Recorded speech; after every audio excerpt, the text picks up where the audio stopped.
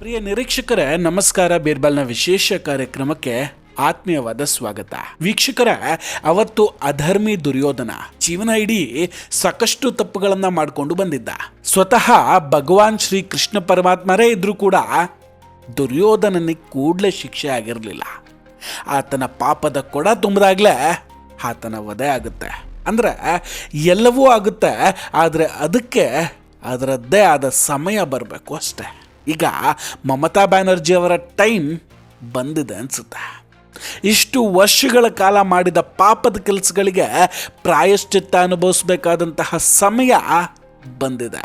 17 ಸೆಕ್ಷನ್ಗಳು, 50 ಅಧಿಕಾರಿಗಳು, including CM Mamata Banerjee, ಏಕಕಾಲಕ್ಕೆ ಎಲ್ಲರೂ ಕೂಡ ಜೈಲು ಪಾಲಾಗ್ತಾರ.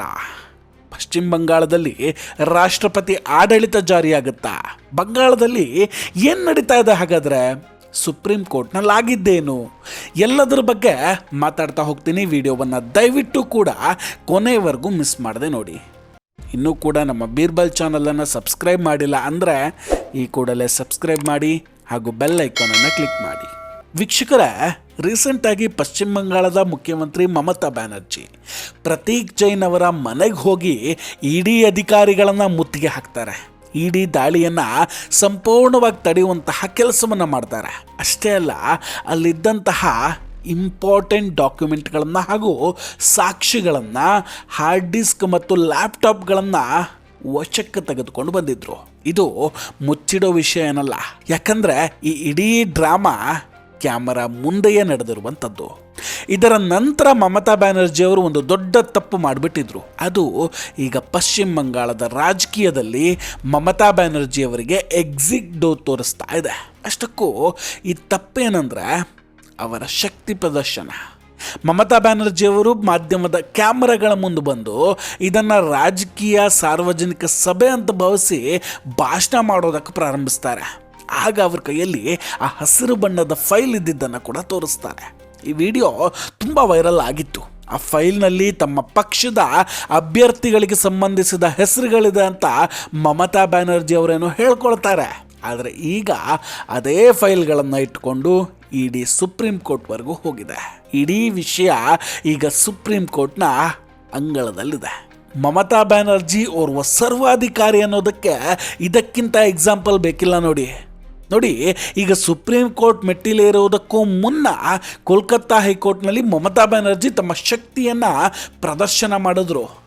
ಯಾವ ಮಟ್ಟಿಗೆ ಅಂದರೆ ವಿಚಾರಣೆಯನ್ನೇ ನಡೆಯೋದಂಗೆ ಮಾಡಿಬಿಟ್ಟಿದ್ರು. ಬಟ್ ಈಗ ಇಡೀ ಸುಪ್ರೀಂ ಕೋರ್ಟ್ನಲ್ಲಿ ಮಮತಾ ಬ್ಯಾನರ್ಜಿ ಹಾಗೂ ಪಶ್ಚಿಮ ಬಂಗಾಳದ ಪೊಲೀಸ್ DGP ಮತ್ತು ಕೋಲ್ಕತ್ತಾ ಪೊಲೀಸ್ ಕಮಿಷನರ್ ಈ ಮೂವರ ವಿರುದ್ಧ FIR ದಾಖಲಿಸೋದಕ್ಕೆ ಹೇಳ್ಕೊಂಡಿದೆ.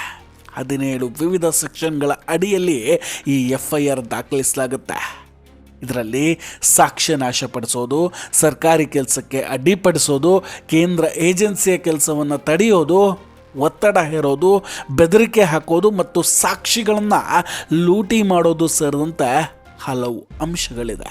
ಈಗ ಸುಪ್ರೀಂ ಕೋರ್ಟ್ನಲ್ಲಿ ಮಮತಾ ಬ್ಯಾನರ್ಜಿ ಅವರ ಸರ್ವಾಧಿಕಾರ ನಡೆಯೋದಿಲ್ಲ. ಅವರು ವಕೀಲರ ಮೂಲಕವೇ ಇಲ್ಲಿ ಹೋರಾಟ ನಡೆಸಬೇಕಾಗುತ್ತೆ. ಸುಪ್ರೀಂ ಕೋರ್ಟ್ಗೆ ಹೋಗೋದಕ್ಕೂ ಮೊದಲು ಪ್ರತೀಕ್ ಜೈನ್ ಅವರ ಮನೆ ಮೇಲೆ ದಾಳಿ ನಡೆದ ನಂತರ ಮಮತಾ ಬ್ಯಾನರ್ಜಿ ಅವರು ಎಲ್ಲ ಸಾಕ್ಷಿಗಳನ್ನು ತಮ್ಮ ವಶಕ್ಕೆ ತೆಗೆದುಕೊಳ್ತಾರೆ. ಇಡಿ ಆಗ ಕೋಲ್ಕತ್ತಾ ಹೈಕೋರ್ಟಿಗೆ ಹೋಗುತ್ತೆ. ಅದರಲ್ಲಿ ವಿಚಿತ್ರ ಪರಿಸ್ಥಿತಿ ಕ್ರಿಯೇಟ್ ಆಗಿಬಿಡುತ್ತೆ. ನ್ಯಾಯಾಲಯದ ಒಳಗೆ ತುಂಬ ಗದ್ದಲ ನಡೀತಾ ಇದೆ ಅನ್ನೋ ಕಾರಣಕ್ಕೆ ನ್ಯಾಯಾಧೀಶರು ವಿಚಾರಣೆಯನ್ನು ಮುಂದೂಡಿಬಿಟ್ಟಿದ್ರು. ಸಾಮಾನ್ಯವಾಗಿ ಹೈಕೋರ್ಟ್ ನ್ಯಾಯಾಧೀಶರು ರಾಜ್ಯದ ಮುಖ್ಯಮಂತ್ರಿಗಳನ್ನು ಸಾಕ್ಷಿಗಳ ಪಂಜರದಲ್ಲಿ ನಿಲ್ಲಿಸುವಂತಹ ಶಕ್ತಿಯನ್ನು ಹೊಂದಿರ್ತಾರೆ. ಆದರೆ ಇಲ್ಲಿ ನ್ಯಾಯಾಧೀಶರು ಗದ್ದಲದ ನೆಪ ಹೇಳಿ ಪ್ರಕರಣವನ್ನು ಕೇಳೋದಕ್ಕೆ ನಿರಾಕರಿಸ್ಬಿಟ್ಟಿದ್ರು. ನ್ಯಾಯಾಧೀಶರು ಈ ವಿಚಾರದಲ್ಲಿ ಸಿಕ್ಕಾಕೊಳ್ಳೋದಕ್ಕೆ ಒಪ್ಪಲಿಲ್ಲ. ಯಾಕಂದರೆ ಈ ವಿಷಯ ನೇರವಾಗಿ ಪಶ್ಚಿಮ ಬಂಗಾಳದ ದೀದಿಗೆ ಸಂಬಂಧಿಸಿದಾಗಿತ್ತು. ಮಮತಾ ಬ್ಯಾನರ್ಜಿಯವರ ಸರ್ವಾಧಿಕಾರ ನ್ಯಾಯಾಲಯಗಳ ಒಳಗೂ ವ್ಯಾಪಿಸಿದೆ ಅನ್ನೋದನ್ನು ಇದು ಎತ್ತಿ ತೋರಿಸುತ್ತೆ. ಸುಪ್ರೀಂ ಕೋರ್ಟ್ನಲ್ಲಿ ಕಾನೂನು ಪ್ರಕ್ರಿಯೆಗಳು ಹೇಗೆ ನಡೆಯುತ್ತೆ ಅನ್ನೋದು ಈಗ ದೊಡ್ಡ ಪ್ರಶ್ನೆ ಆಗಿರೋದು.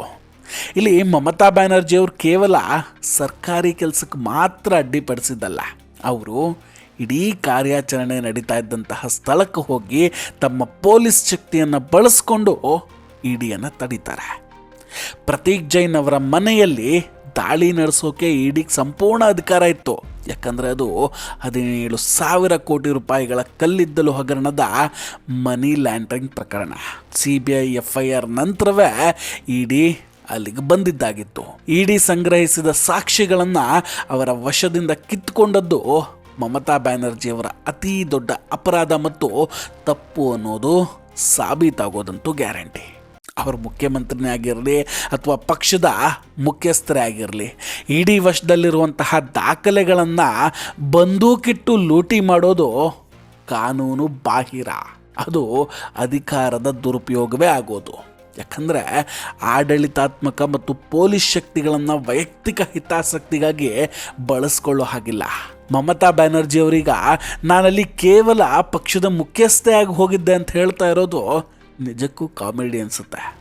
ಈಗ ನೋಡಿ, ನಾಳೆ ಕರ್ನಾಟಕದಲ್ಲಿ ಹೀಗೆ ಯಾವುದೋ ಒಂದು ಇಡಿ ದಾಳಿ ನಡೀತು ಅಂತ ಇಟ್ಕೊಳ್ಳಿ. ಆಗ DK ಶಿವಕುಮಾರ್ ಅವರು ಯಾವುದೋ ವ್ಯಾಪಾರಿಯ ಮನೆಗೆ ಹೋಗಿ ಫೈಲ್ಗಳನ್ನು ಎತ್ಕೊಂಡು ಬಂದು ಇಡಿಯನ್ನು ವಾಪಸ್ ಕಳಿಸಿದ್ರೆ ಹೆಂಗಾಗುತ್ತದು? ತನಿಖಾ ಸಂಸ್ಥೆಗಳು ತಮ್ಮ ಕೆಲಸವನ್ನೇ ನಿಲ್ಲಿಸಬೇಕಾಗ್ಬಿಡತ್ತೆ. ಪ್ರತೀಕ್ ಜೈನ್ ಅವರು ಐಪ್ಯಾಕ್ನ ಮುಖ್ಯಸ್ಥರಾಗಿದ್ದು TMCಗೆ ಕೆಲಸ ಮಾಡ್ತಾರೆ ಅನ್ನೋ ಕಾರಣಕ್ಕೆ ಅವರ ಮನೆಯಲ್ಲಿದ್ದಂತಹ ಫೈಲ್ಗಳನ್ನು ರಕ್ಷಿಸೋಕೆ ಮಮತಾ ಬ್ಯಾನರ್ಜಿ ಕಾನೂನು ನೆರವು ಪಡಿಬೇಕಿತ್ತು. ಆದರೆ ಈ ರೀತಿ ಮಾಡೋ ಮೂಲಕ ಸಂವಿಧಾನ ಮತ್ತು ಕಾನೂನುಗಳನ್ನು ಗಾಳಿಗೆ ತೋರಲಾಗಿದೆ. ಅರವಿಂದ್ ಕೇಜ್ರಿವಾಲ್, ಹೇಮಂತ್ ಸೊರೇನ್, ಮನೀಶ್ ಸಿಸೋಡಿಯಾ ಅವರಂತಹ ನಾಯಕರನ್ನು ಇಡಿ ಆಲ್ರೆಡಿ ಬಂಧಿಸಿದೆ. ಆದರೆ ಮಮತಾ ಬ್ಯಾನರ್ಜಿಯನ್ನು ಬಂಧಿಸೋಕೆ ಯಾವುದೇ ಕೇಂದ್ರ ಏಜೆನ್ಸಿ ಪ್ರಯತ್ನ ಪಡ್ತಾ ಇಲ್ಲ. ಯಾಕೆ? ಇದು ಹೆಂಗೆ ಕಾಣ್ತಾ ಇದೆ ಅಂದರೆ, ಮಮತಾ ಬ್ಯಾನರ್ಜಿ ಅವರು ಪಶ್ಚಿಮ ಬಂಗಾಳದಲ್ಲಿಲ್ಲ, ಬಾಂಗ್ಲಾದೇಶದಲ್ಲಿದ್ದಾರೆ ಅನಿಸ್ತಿದೆ. ಜೊತೆಗೆ ಇಡಿಯ ಅಧಿಕಾರ ಬಂಗಾಳದ ಹೊರಗೆ ಮಾತ್ರ ಸೀಮಿತ ಏನೋ ಅನ್ನೋ ಹಾಗೆ ಕಾಣಿಸ್ತಾ ಇದೆ.